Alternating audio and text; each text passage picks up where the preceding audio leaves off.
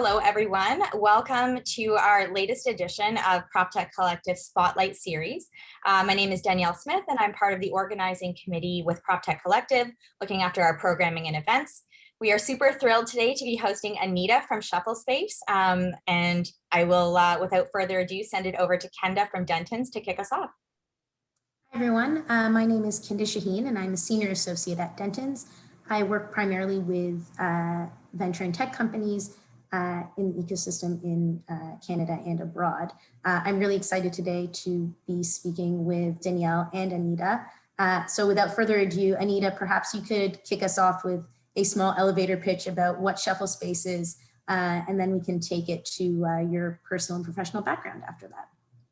Sure. At ShuffleSpace, we've built a virtual warehouse for businesses. We provide a full service storage and logistics service so our clients never have to enter a warehouse again. I'm Anita Ramdas. I'm the founder and CEO of ShuffleSpace.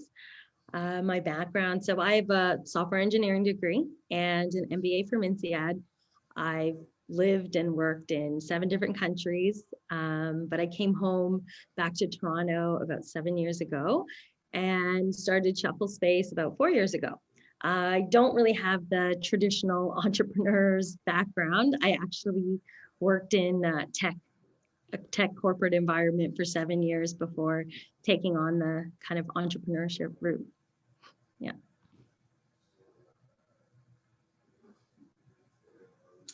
I guess that's a really good segue for our next question, which is, what led you to start ShuffleSpace? After that kind of trajectory of the corporate world and the technology side of things, what was the spark to start ShuffleSpace?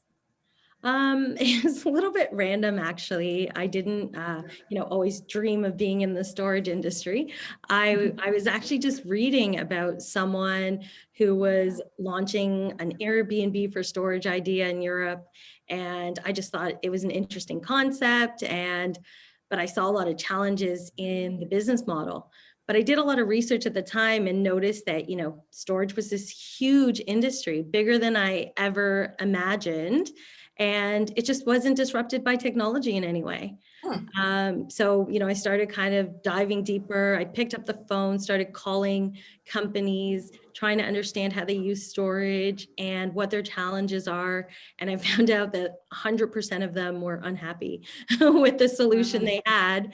And the majority of them had similar problems that could all be solved by technology. So that's where ShuffleSpace began. Yeah, fantastic. Yeah, that's really interesting, actually. Like, to think that such a large business or industry hasn't been touched by technology. Perhaps you could tell us a little bit more about commercial storage and logistics and the market in Canada. You mentioned that it's huge, but perhaps you have some numbers to share with us, and perhaps you could tell us also about how the space has changed in the last 5 years. Like, we've obviously seen an introduction in technology, but more than that, do we see sort of an uptick in who the users are of these storage spaces, and sort of how has it changed from this old model that we're used to seeing? Yeah, so first of all, I guess the market is about like a $38 to $40 billion market in North America. And right now, I guess in the last 5 years, I've seen 2 completely opposite directions. So there's companies that are really focusing on trying to automate as much as they can to make it as self-serve as possible, so you never actually have to see a person. And then the other completely opposite direction is a full service, so a client doesn't have to lift a finger. And so you're kind of seeing like polar opposites in the direction that companies are trying to take. But whichever direction the company focuses on, they're starting to use data more to create more efficient systems and to create a better service for clients. Interesting. And obviously utilization is a topic that we've talked about with Proptech Collective in our previous sessions and some of our events. And it seems to be obviously a larger topic with commercial real estate and obviously, warehousing and this kind of thing.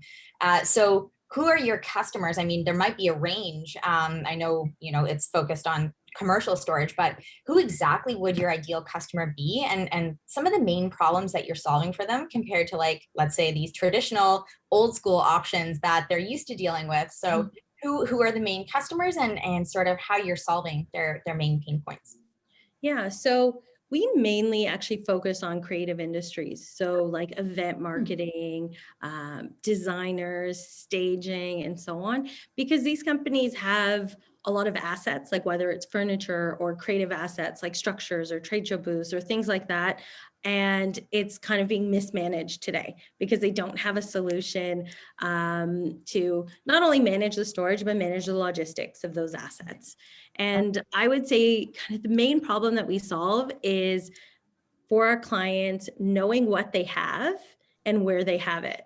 Some of the main challenges, as I mentioned before, when I kind of picked up the phone and called all these companies, they were like, yeah, so we put all of our stuff in these storage units and then we don't remember what we have. And then, we have multiple people accessing them. So somebody came in and took something out. Somebody else went in and spent 2 hours taking everything out to find it, just to realize their colleague came a week ago and already took it out. Then they have to take an Uber to get to the storage location to pick up the assets. So there's just so much that technology solves. Just the basic knowledge or kind of lack of information that they had before is solved easily with technology, where you almost have a virtual warehouse where you log in online and you enter your warehouse and you see all the assets that you have. It's easy to find because everything is filtered or customized, your categories. So you can find everything instead of like walking up and down the aisles of your warehouse. You're choosing keywords and filters,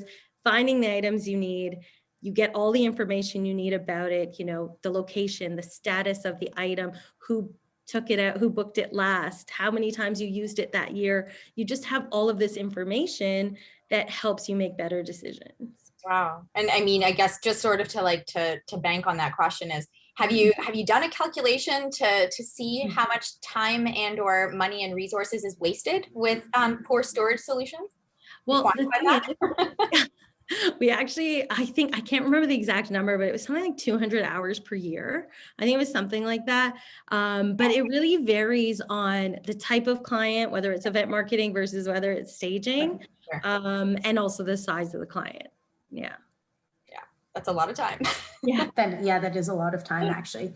Yeah. I think just on the topic of time and sort of the times that we're living in right now, obviously, I'd be remiss if we didn't discuss the pandemic and how it might impact your business and also how your customers are using ShuffleSpace, right? So we're in a time where people are either moving out of their condos in the city and moving into bigger spaces, or downsizing due to, changes in their financial position. So perhaps you could talk to us about the impact of COVID-19 on the business and storage in general, and whether you've actually seen a change or whether it's just been, maybe it's been status quo, maybe it's been unimpacted.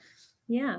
So actually, if you look at our business, there's kind of two sides to it. So the storage side of the business wasn't impacted at all. Actually, we saw a little bit of an uptick when the pandemic first happened because everybody had to get their assets outside of that were in market out of market. So we saw, a little bit growth in the storage side of it. The transaction side, however, almost halted just for a few weeks. But we acted really quickly and we refocused our sales efforts to focus on clients that were less impacted by the pandemic. And because of that focus and that growth in that area of our business, we actually were able to grow our transactions, even despite the pandemic. And we grew on average 35% per quarter in the last 4 quarters. Despite having some clients not transacting. Wow. And is there a specific cluster of the type of customers that you saw an uptick with? Is there a specific niche that was requiring more storage during that time? Real estate, right? So all of our real estate clients, so from staging, because everyone's been buying and selling, as you mentioned, because they're moving from downtown to out of the city. So there's lots of staging services. Also, if you think about all of the different companies that weren't going into the office anymore and trying to get out of their office space. There's a lot of interest in having somewhere to store the items they still need, and they have to be kept somewhere. So yeah.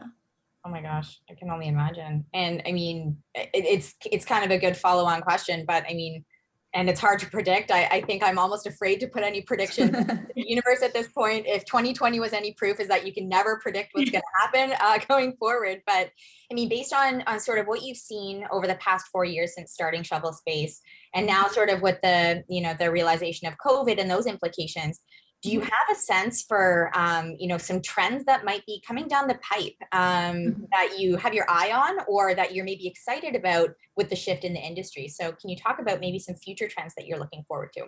Yeah, and I think kind of what we just touched on, where I think there's going to be a lot of businesses that are downsizing their office space or not returning to the office. And that's, a huge opportunity for storage companies that can create a solution that makes it easy for businesses to access their items. Because there's just so many different things that, that you don't think about, that you just kept in your office and that you no longer will keep in your office. There's also, I would say, probably an uptick in like corporate moves. That would require a service like this as well. But I think what I'm most excited about is how to provide an offering for companies that will decide to not go back to an office space. Right. So maybe just a tiny follow-on question before we go to the next one is then where are you seeing sort of the trend of where the locations would need to be for the storage areas that you're looking at? So if it's a lot of corporate folks that are moving, would it make more sense for you to look for some storage spaces closer in downtown, or does it still make more sense to have them a little bit outside of the city for cost factors and what have you?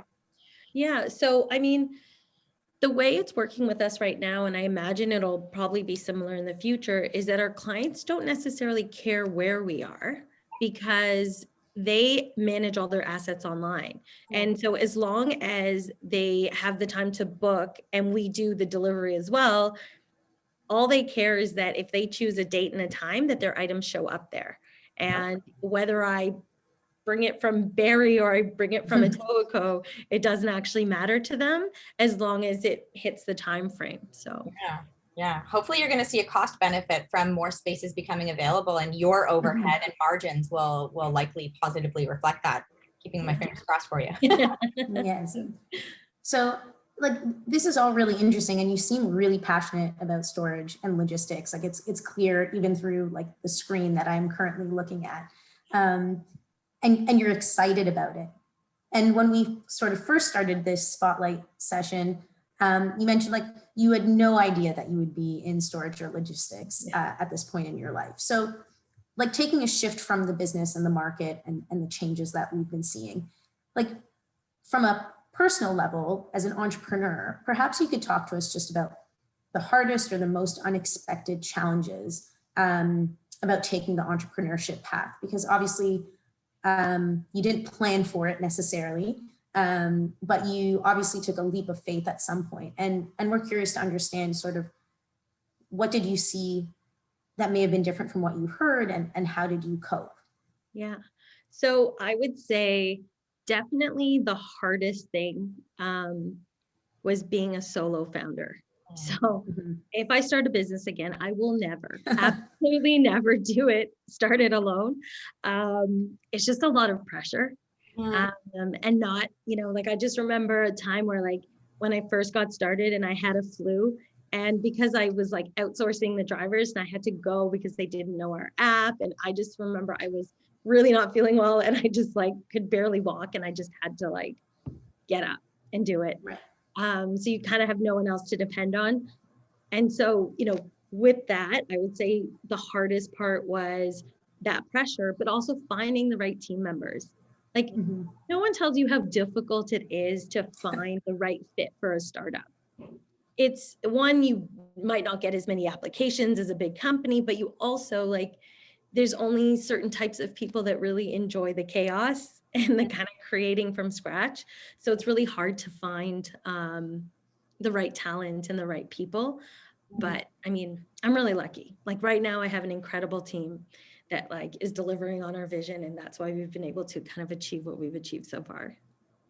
Fantastic. That's And that's sorry, I was awesome. just gonna jump in and just ask, like, as a segue to that is, just for other prop techs that might be listening, do you have any tips or tricks for how to recruit really great talent for a prop tech, early prop tech company? Yeah, so I mean, I think it's really about the network, right? It's less about posting the job and trying to get resumes. It's about networking with other entrepreneurs, people, because other entrepreneurs tend to be attracted to other entrepreneurs. And so it's really about putting yourself out there so people know, a lot of companies want to be like stealth when they're getting started and they don't want anyone to know what they're doing. And the reality is there's nothing that's that magical. Like it's about executing. Like you've got to talk about your company. You've got to get out there so that people know what you're doing and people can introduce you to other people. It's about that network. And I think that's something that, Proptech Collective will be really helpful with. There's definitely a trend for build in public now. That's been like a kind of like a tag phrase that we've sort of seen where people are like, don't keep it a secret anymore, build out in the open and get feedback. And like you said, if you're recruiting, like people are already going to know about you by the time you're ready to sort of start scaling. So that's an interesting trend as well. Where are some of the key places that maybe you've connected with other entrepreneurs? So I would say, the accelerator programs that I did was a big one. So I actually did the Fierce Founders program at a Communitech, and I did work with DMZ as well. So I think like these accelerator communities are incredibly helpful for meeting other entrepreneurs and also just meeting a lot of advisors and so on that also meet a lot of entrepreneurs, as well as, different events like going to like TechTO or like, different events. I know it's harder now, but all of these things were like really helpful.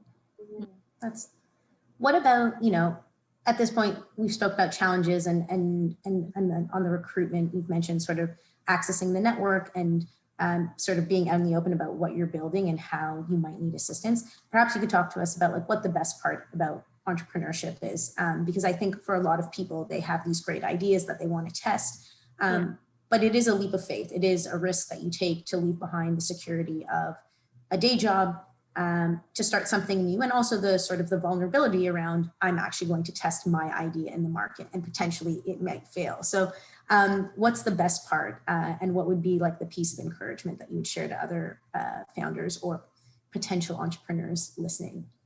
Yeah, so I mean, 100% the best part is getting validation from customers. Just knowing that like something you built made their lives easier or made them happy is like the best feeling ever. Like I love it when our drivers go out and they come back and they're like, oh my gosh, the client said we saved our lives today. Like, oh, the client said that they love us so much. And it just feels so good that we created that. So it's worth it because there's so many ups and downs. And then when you get, that kind of feedback, it's just like all worth it. Definitely. And I mean, we've talked a little bit about the community and the ecosystem and the players that have helped make your life a little bit easier.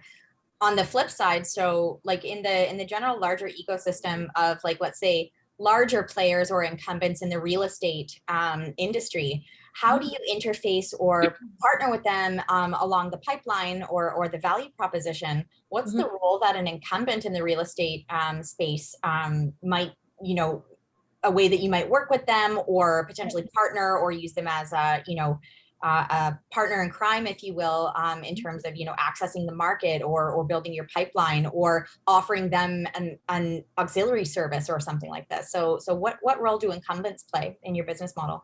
Yeah, so I mean, I think there's two ways. So one is in terms of space, because we're growing so quickly, and to go and sign a 5 or 10-year lease on a space doesn't make sense.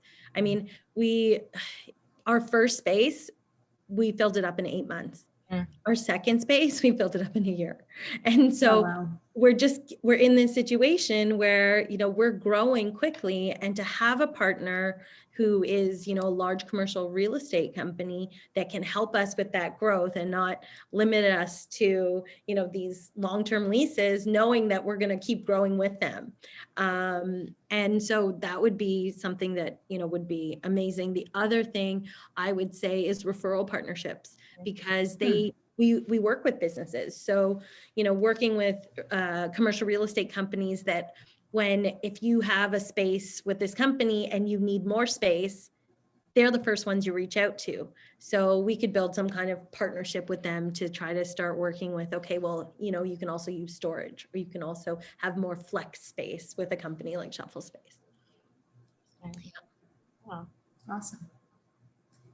And I guess one sort of sorry, final question, on the pipeline piece of it. So that's on like the physical space of it. On the logistics side of it, are there ways that you've sort of been able to maximize your transportation partnerships and fulfillment partnerships, I guess you could say, on the mobility side of the partnership coin? Yeah, absolutely. So, I mean, we have an in-house team that we do, our moving team, but, because we're growing so quickly, we can't always hire and train fast enough to be able to deal with all the transactions. So we depend on really great partners. So larger logistics companies that kind of fill the gaps as we grow and, help with dealing with the volume. Yeah. Sure. And I guess maybe one final question to wrap it up before we get into our little rapid fire. I'm not sure if you've been forewarned about our little rapid fire question series, but looking forward, I know we spoke about trends and watching the industry move towards sort of a more data-driven business model, but anything else that you see for storage and logistics in 2021 at all? Like anything that you're truly sort of excited to see, whether it's partnerships or new incumbents? I mean, I think in terms of the industry in 2021, it's so hard to predict because of the pandemic. It's hard to say what's gonna change right now, because right now I think things have slowed down in terms of transactions. And I think, what we're looking forward to is, as things open up, we've spent this, like, I'll call it downtime, even though we've been growing so quickly, signing up all these customers, and then there'll be this kind of explosive growth when things open up, because we've signed up all these people that aren't transacting. So we're not really looking for all of these things to change. We're kind of looking to just handle the growth that we've got. And 2021 for us is about expansion. So for us, we're really looking at replicating our model here in Toronto in other cities, because we've really focused on building scalable systems, and really just looking at how to take that and replicate it in other markets. And so, in the true spirit of Proptech Collective and our community vibe, obviously we are building a movement and a collective that's focused on helping Proptech succeed, whether it's through connections with each other, or incumbents in the industry, or investors, or other folks or customers. We're always looking to drive the community and help our Proptech members succeed. So we will end off with our final question with, Anita, is there any ask that you would have for the community in terms of how you're gearing up for your business for the rest of the year or in the future that is on your horizon, and you have a burning ask for the community that they can help contribute to? Yeah, absolutely. So as I mentioned, 2021 is the year of expansion for us, and we'll be growing our team. So I would love if anyone knows any talented entrepreneurs out there that want to join a high growth startup, to please contact me. We're always looking for talented people. In the first Spotlight series of the year, we did a sort of rapid fire question. We have a few questions that are totally unrelated to being an entrepreneur, unrelated to ShuffleSpace. And you haven't seen these questions before, but we promise that they're gentle. So Danielle, how about I kick it off with the first one, and you can follow up in a second. So, all right. So favorite city in the world. You mentioned you lived in 7 other countries, I believe. So Berlin. Oh, ooh. Yeah. I'm a big fan of Berlin as well. Are would you say as an entrepreneur, this might be a loaded question, are you a morning person or an evening person? Morning. Ooh. What's your hidden talent other than storage and logistics? Right. To be honest, I don't know. I get, you know what? Actually, I'm a problem solver. It's one of the reason why I think we're successful is that we fully believe we can solve any problem that comes our way. Yeah. Awesome. And a book you'd always recommend? Oh gosh. Fiction, nonfiction, fun, serious, business related. I mean, I think Lean Startup. Mm-hmm. Awesome. Yeah. That's great. Well, that ends it for us. Thank you so much for joining us this evening and for taking the time to chat with us. It's been a pleasure getting to know you and learning more about ShuffleSpace as well as the industry that it operates in. Yeah, no, thank you so much for having me. It's been really fun.